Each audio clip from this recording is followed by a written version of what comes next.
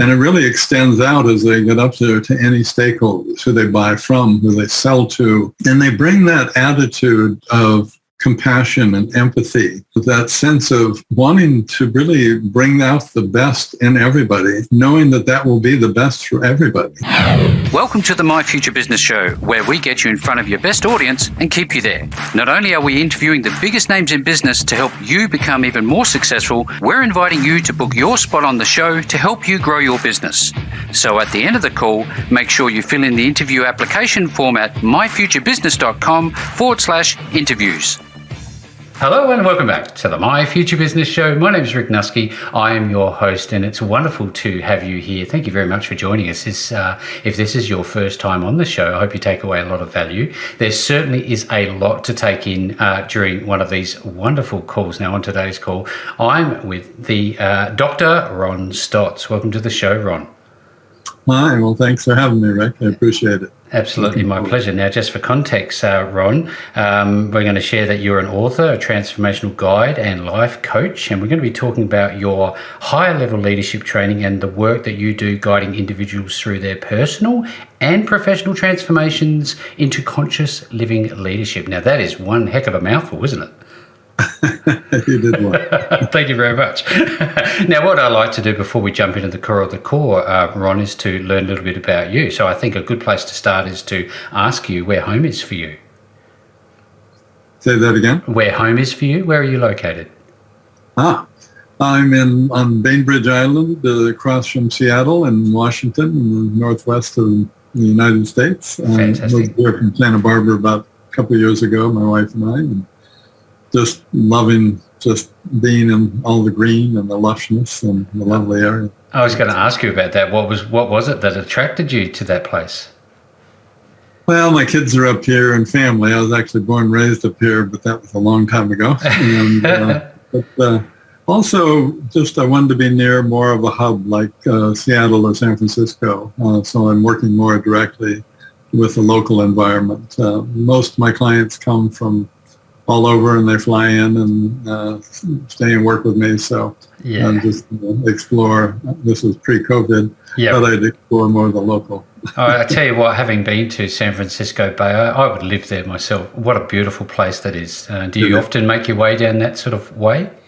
Well, my wife's from there. We lived there for about 15 years, or about 12 years, I guess. Excellent. And, so we go regularly, probably once a year, and I have a lot of clients down there. So some I go down and do special work with, and others come up here. So, yeah. So is walking a big thing for you? What do you do with yourself? Do you like, hobbies like that or sports? What do you do? Well, you nailed it pretty much. We are walkers. Yeah. Well, we get at least 2.5, 3 miles in a day, and then I'm trying to recover my golf game right now. Oh. So working on that. Are you any good at it, or are you like me? You're a bit of a hacker. I would say I'm a bit of a hacker. If you want your grass cord, come and see us. We'll take a round and we'll do your lawns for you. Now, go ahead. No, I was just going to say boating is probably the other big thing that we're always doing. So. Yeah, there's certainly a lot to see in the waters around there. Correct me if I'm wrong. Do you have Mavericks just around the way from there? Mavericks Beach? Is that a place that you have? That's down south. That's not in this area. No. Right. Yeah, because I've seen heard some stories, seen some things. It's pretty amazing coastline that you have there. Yeah. Absolutely. So now on to movies. Now, are you a movie buff? Do you like movies? Well, I used to go to a lot of them. No, of course, we all did, I think. What about at home? Do you stream anything?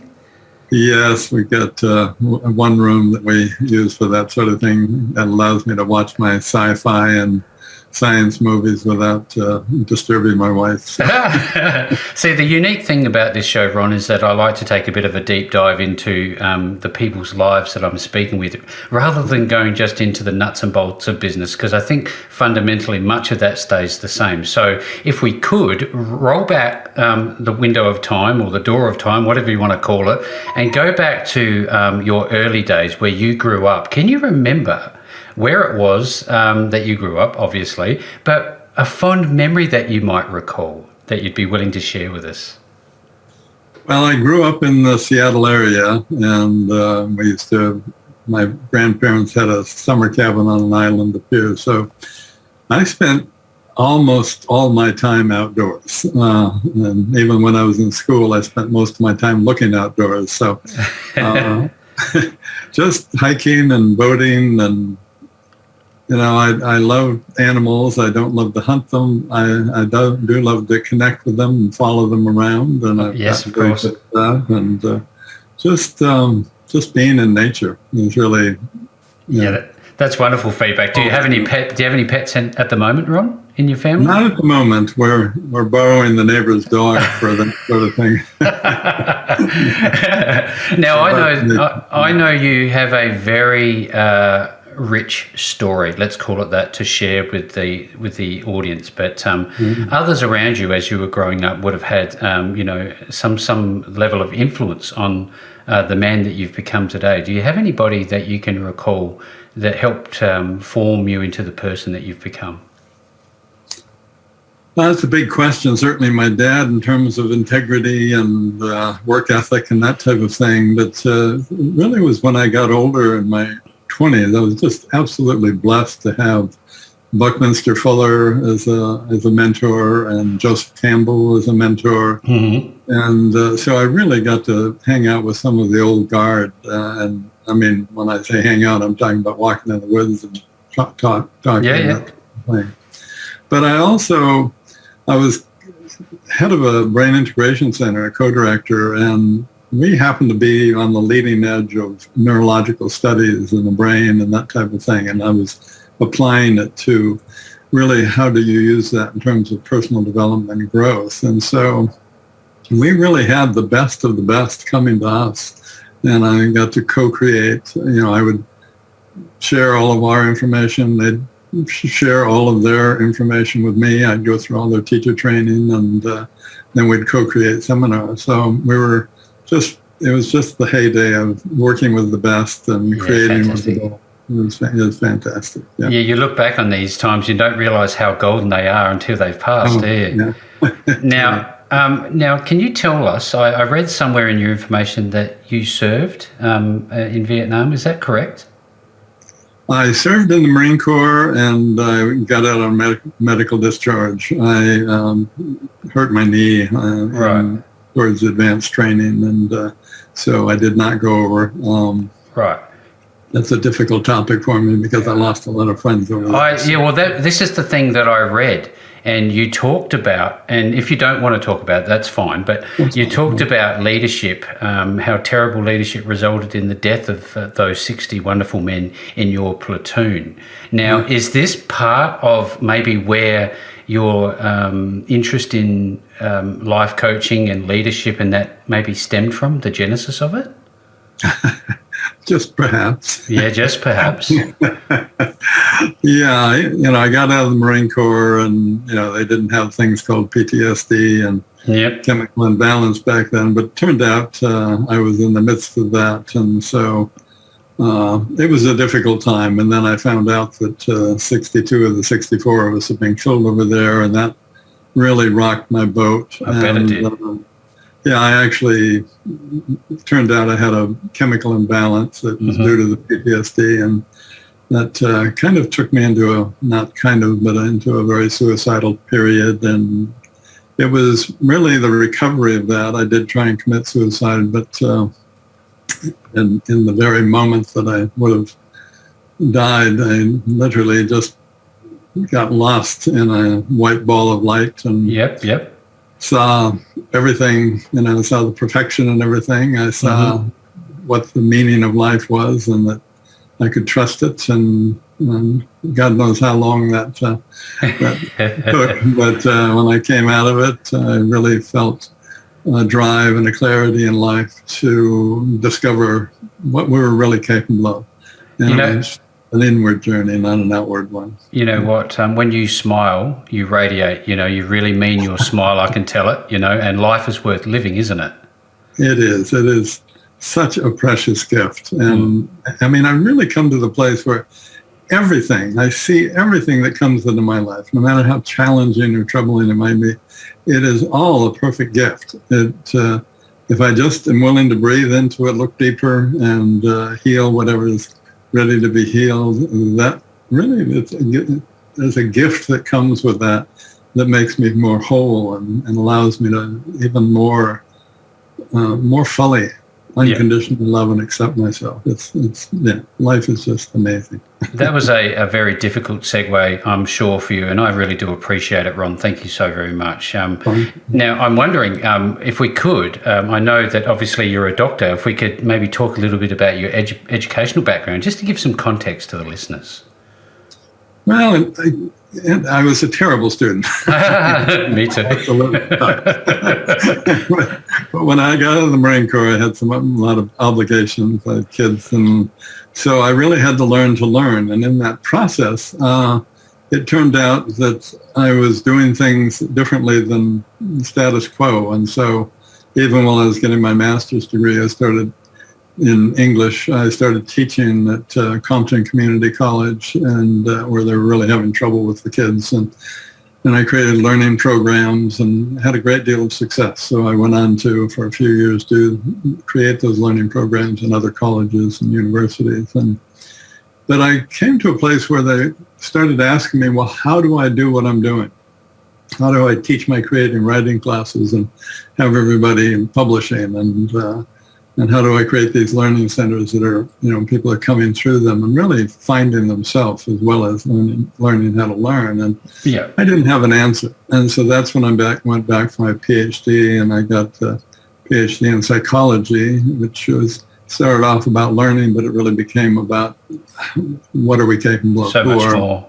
Yeah. And then it wasn't really until my 40s. I used the breathing a great deal in my work, and I use other body movements and that type of thing. So I went back and got a chiropractic degree, and that's been useful. I was only a chiropractor for a few years, but having that knowledge of the physiology and the chemistry and the neurology just furthered my ability to reach and support and help people.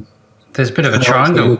There's a bit of a triangle going on, isn't there? Yeah, that's kind of the old mind, body, spirit thing. Yeah, absolutely. Also a meditation teacher. But I did meet my wife in chiropractic. Oh, yes. Probably the only reason I stayed for the whole thing. Of course, you need a good enough reason, don't you? Now, in terms of your corporate background, maybe if we could talk a little bit about that. What have you done in your career prior to all of this? Yeah, it really started a long time ago, back in the 80s. So relative. Relative. It's all relative. I was just moved to LA, and I was at a friend's house, and he was having a party. I didn't drink at the time, but I was going into the kitchen, squeezing through a couple of people, and I heard them talking about something, and it sounded like they were looking for some sort of workshop process to get people to see a particular thing. And so I kind of went in and poured my juice, and I was on my way back out, and I have this tendency, this ability to kind of have a big mind flow thought come through me. And so I kind of innocently shared it with them as I was walking out, and they just went, wow, exactly what we wanted. And one fellow happened to be a famous author and owner of a corporation called Inner Games. So I went to work for them. They hired me the next week as the executive vice president, and turned out what I spent the next year or so doing was helping AT&T go through what was called divestiture, going from a monopoly to a for-profit organization. So I literally was, traveling all over the world, working with all levels of management, leadership, and really gave me a great deal of insight as to what they were capable of and what they were up to. I have to be honest with you, it kind of felt like I was dealing with the Johnson family or the Smith family, because it was like, okay, so this is dad, this is mom, yes, kids, and this is a big a man after my own heart. Never let that worry you. And I started more, probably in the 2000s, working with entrepreneurs, and just I'd worked with people who own NFL teams. I'd worked with high-level people, but I never thought about it in terms of, that's what I do. I just work with people. Yep. But I started finding out what really quality leadership could look like, conscious leadership, the highest levels of leadership. And my publisher really, as I was writing my first book, suggested that I look into it more, because he says, you're the only person that I've ever heard of who understands how to take people into those highest levels of leadership. And I thought that was a little odd, since I'm not a corporate guy, but it turns out that all of the work that I did as a spiritual teacher, helping people raise their consciousness, is really the same thing. Your highest level leaders are really just the most conscious people in the business world. And their capabilities of working in collaboration and cooperation, and their agility that comes from really having a well-trained, neurologically developed mind comes into play. And those are all the things that I do and love doing. And so, so that just graduated me into that area more and more fully.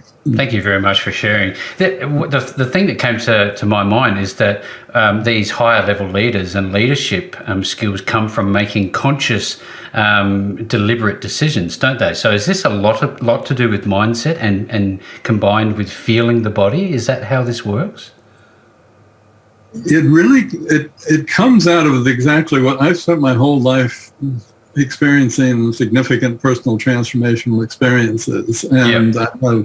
And it's filled, my life is filled with regular practices, meditation, martial arts, mindfulness, just, on and on and on. On and on. And that is really what takes people into those higher levels of consciousness and allows them to stay and lead from that place. And so, with my work, it allows people within a couple of months to really accelerate through healing their past, which gives them a foundation to work from, but then also in a 9-month program to elevate their level of consciousness is really what I'm doing. There's all sorts of ways to talk about it, but what I'm really doing is helping people upgrade their brain. Yeah. So that first of all, they get a whole functional integrated brain, and then they access the forebrain, and then they begin to understand how to access what I call big mind, which is really connecting with a higher level of consciousness. Both, it's really them, but it's the best of who they are. Of course. This is a wonderful call. I'm really taking a lot out of it, as I'm sure the My Future Business audience are as well. Thank you again, Ron. Now, I know that leadership can come in many ways, shapes and forms, and you can, develop yourself, your physical body, as well as your mindset, as we've just spoken about. Now, I wonder if you can tell us about your experience with the coach who guided you to become a rowing champion, and whether or not you learned anything about leadership at that time. That's a good one. Got me. Dave Grant, is at a little college, community college. And even though I had rowed all my life, row boats, up at our summer cabin and that type of thing, I never realized there was rowing. Rowing to me was I'm competing against my confidence. Is this a thing? I'm walking across campus and I see a little, flyer, which is what they did then, and said you have to be 6'2", and I was just 6'1" and 9'8", so I thought, I can get away with this. Put some tall shoes on, Ron. Yeah. So I went out, and it was me. It was perfect. But Dave turned out to be probably the best coach anybody could have had. I mean, just down the street, we have a fellow who's a 2-time Olympian champion, and he trained at Orange Coast College with Dave, 20 years after I was there. And so we had little Quonset huts that weren't, I was the shortest guy in the crew. I mean, they were like up to 6'7" and that sort of thing. And so we'd bring the boats into these Quonset huts, and everybody's leaning over, including me. And it was just a sand lot on the water, and the dock would be all tipply, and it was ridiculous. Nobody thought about it, but that was that's what it was. We did, and turns out we became the rowing champions, and we did such a good job that they called us the Giant Killers.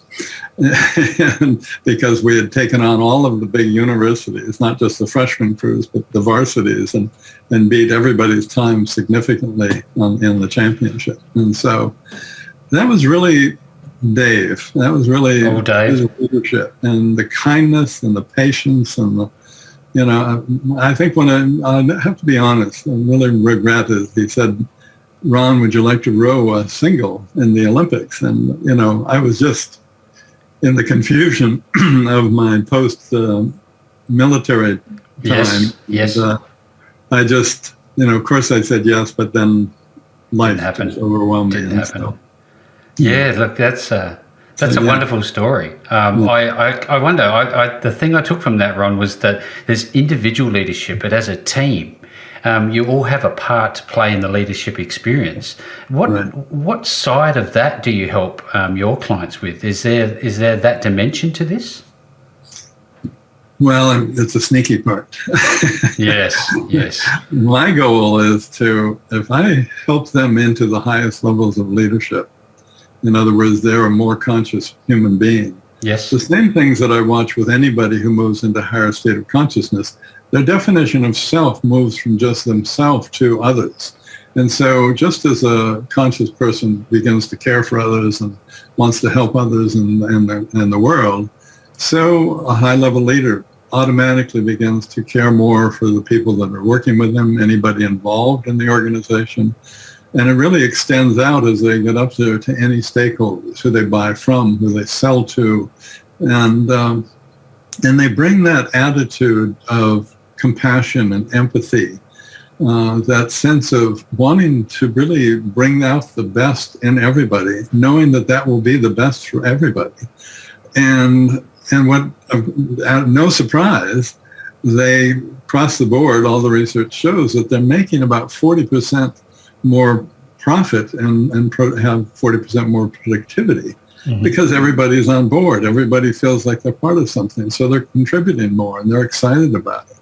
My clients, I'm blown away by, I've got one who, he tough bird, just, he came in and he more than doubled his 10-figure business in a year. And so, a lot of my clients are going, well, 40%, but so it's really a matter of just accessing, literally the neurological upgrades that happen allow us to get out of that part of our brain that's controlled by the overreactive emotional centers and take us into the higher thinking mind, and then have it controlled by the forebrain, which is really supposed to be the CEO of our life. And as we start moving into that perspective where we're not overreacting, as a matter of fact, our reaction is what's best for us and everybody involved. And that's amazing and magnificent just on that stage alone. Of course, yes. Then as you start accessing big mind, which means you've really learned to quiet your mind and put out a request for an idea, a design, information of some type, and trust that will come in. That allows you to be much more agile. You're not thrown off by anything because you're not going down all these dead ends. It's like it's transcendent. It's going to sound like out of left field, but I have a hobby, and it's designing Japanese gardens. Oh, yes. And one of my clients found out about this, and so he wanted a Japanese garden for his wife, and he's very high level. This was years ago during the .com period. And so I created $1 million Japanese garden for he and his wife. Wow. And I was a little overwhelmed. I was a lot overwhelmed when I first thought about doing this. But all I did was do what I do best. And that's just sat down, quiet my mind, put out the intention of what I wanted, how I wanted to serve these people, the space, and that we were going to create a garden. And I just sat there for an hour or two and watched this beautiful garden get created in my mind, literally just watching it, just like I'm watching a movie. And total trust and surrender to that ability and that gift. And then, 3 months later, I'd created it. Never put anything down on paper, never even thought about it, because we have that ability, and it can be used in the boardroom, in the meetings, and when I'm working with clients all the time. You can just learn to access the best of who you are by looking inward, by quiet in your mind, by getting centered, by living mindfully. Really what kind of comes down to that. That's incredible. That belief in yourself and that tapping into something that a lot of us don't even recognize that we have access to. It's very, very powerful. Now, I'd love to ask you just briefly, this seems to me, Ron, that you wouldn't just have a transactional relationship with your clients. You would have more of a relationship, a real relationship. How long do you find that you're working with people? Well, I have a 2-month program and a 9-month program, and then I have other things that they can do. Don't tell the psychologist this, but I will not. I actually have remained friends with many of them for decades. Yes. Some of them are my best friends. And it's because we're playing on the same level. We're just creating life. That fellow I was just telling you about that did so well, he wants to create things with me, and I'll be talking with him on Friday about some challenges that he's running into, because they need somebody to bounce off. Yeah, they and what happens is my only skill is like quiet my mind, and quieting my mind allows me to really move into any level of consciousness that I want, well, even beyond awareness of self. So when somebody calls me, especially these high-level people who have really evolved and are doing amazing stuff in their life, yes, all I have to do is listen to the challenge that they're in, quiet my mind. See, that takes me to a level where I can see the answer. I, of course, don't give them the answer, which they don't always do. But I look at, okay, how can I help them look deeper so they can see what's holding them back, because that's always something there. Yeah. Help them heal that, because in healing that, they're going to re-access a part of themselves that they didn't have available before.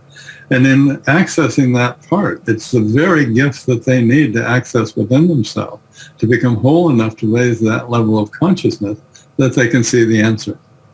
It's there, and it comes forth to them. Every time. Every time, without fail.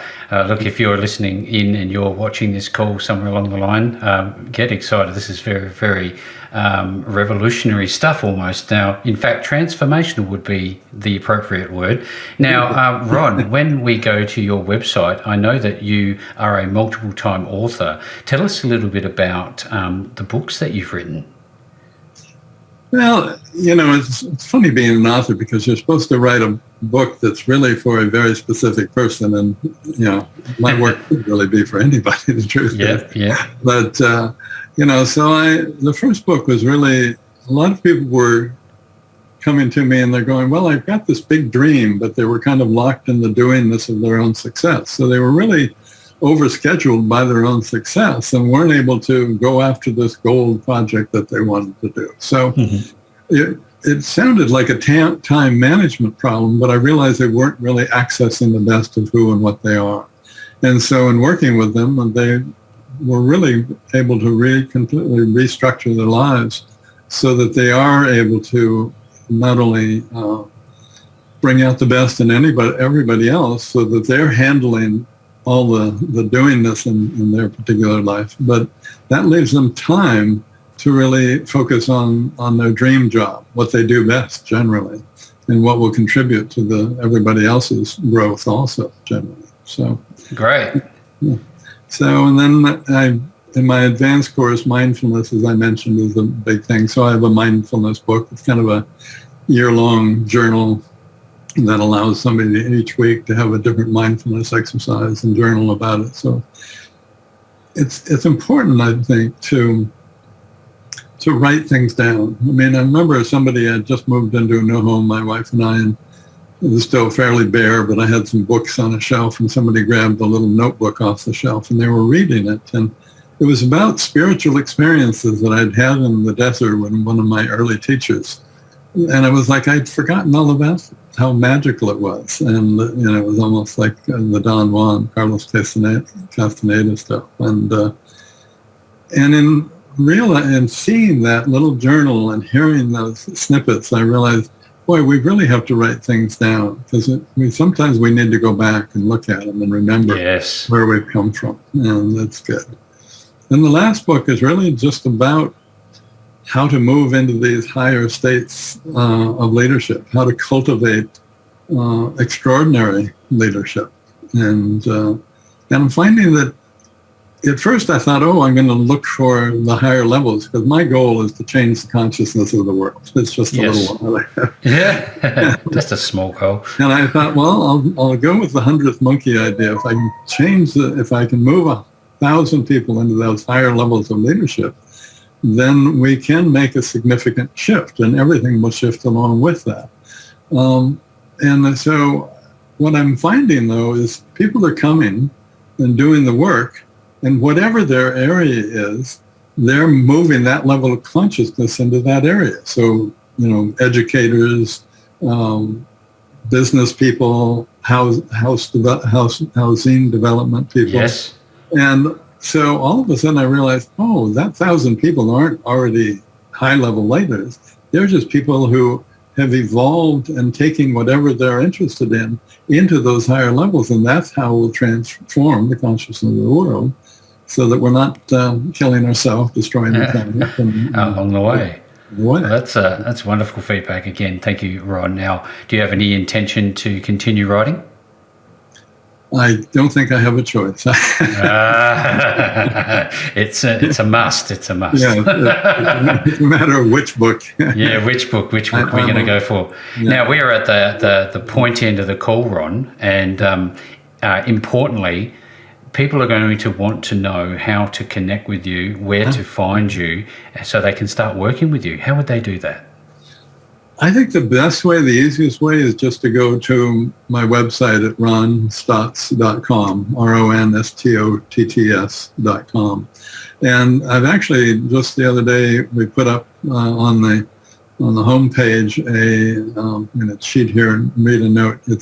It's basically a questionnaire. It's 9 insightful questions that any entrepreneur should be asking themselves. The truth is, anybody should be asking themselves. And what's going to happen is, in reading that, you're going to understand really what your best next step in life and in your profession could be. And so that's where I'd send them. Excellent. Well, look, if you're on this call today and you wanted to learn more, certainly visit ronstotts.com. That's RONSTOTTS.com. No matter where you listen to this or see this call, you'll definitely find the links back to Ron. And with all that being said, Ron, what a wonderful call. Thank you very much for spending some time with me on the My Future Business show today. Well, thank you, Rick. Really appreciate the opportunity to be on your show, and best to everyone out there. Enjoy the journey. Thanks for joining us today. If you enjoyed the call, then make sure to subscribe, leave a comment, share us with your friends, and book your spot on the show at myfuturebusiness.com/interviews. And if you're looking for solutions that will help grow your business, then visit myfuturebusiness.com/shop.